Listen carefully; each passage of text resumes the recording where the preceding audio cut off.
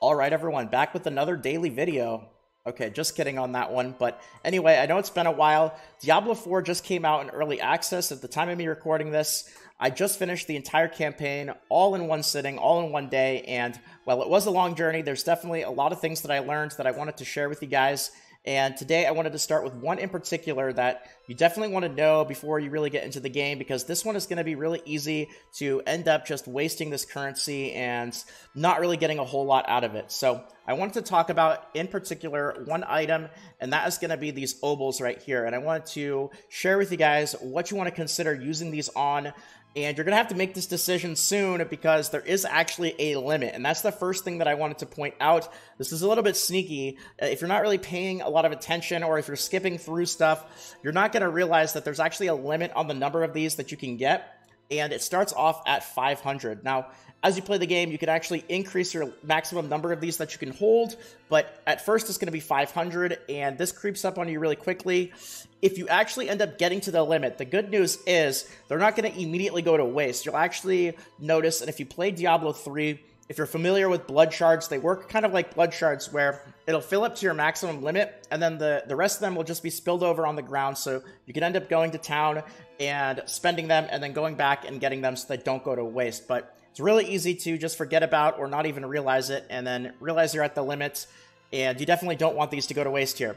So keep in mind what the limit is, but also when you actually get to this limit, it's probably going to be pretty early on. You're going to get these just through doing these world quest missions throughout the game, and you're going to have a decision here on what sort of stuff you're going to want to consider buying.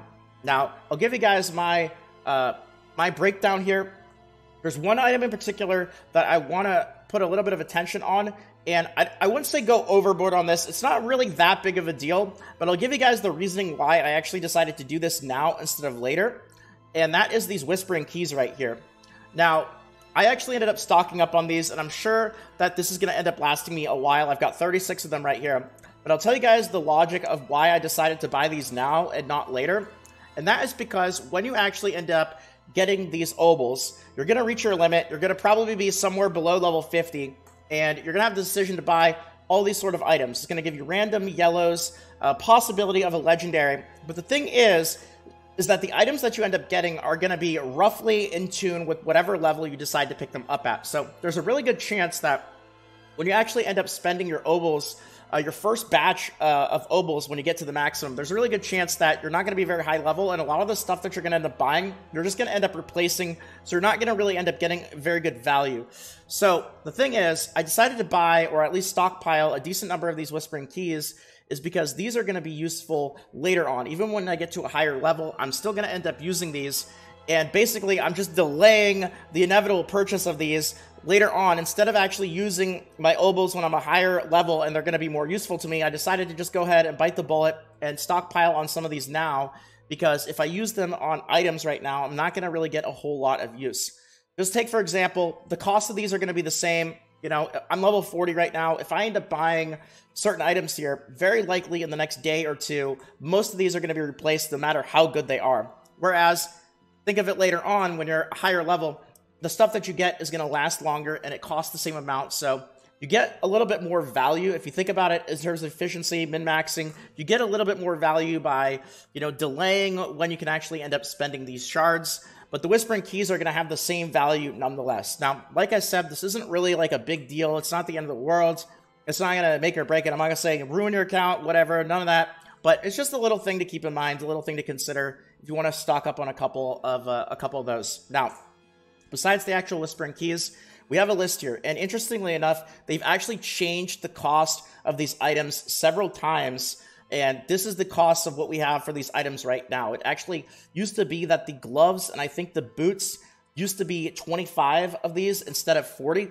But now that most of these things are 40, with the exception of a couple of weapons, which are 50, the two-handers, which are 75, and the jewelry, which is 60, it's a little bit easier of a decision on what you want to consider. And just keep in mind, ask yourself the question, when you're actually getting a bunch of loot in the game, what pieces do you feel like are the most rare or the most exciting generally when you end up getting them as a drop? And in most cases, that is going to end up being the jewelry. So it's a pretty good value. It is more expensive than things like the pants, the boots, and the gloves at a cost of 60 instead of 40. but you just get so many fewer pieces of jewelry compared to all the other stuff that you end up getting that even at a premium cost of, 50% extra, it's still going to be one of the things that you want to prioritize. On top of that, later on, you're going to want to be very specific with the stats that you end up having on your jewelry. Jewelry has a very wide range of stats. There's a lot of potential for jewelry to be really, really good. And so you're going to probably be going through a lot of pieces of jewelry looking for things that are going to be useful for you. So you're going to want to give yourself some extra chances in order to get some good ones. But anyway, I just wanted to share this with you guys. This isn't like a big one.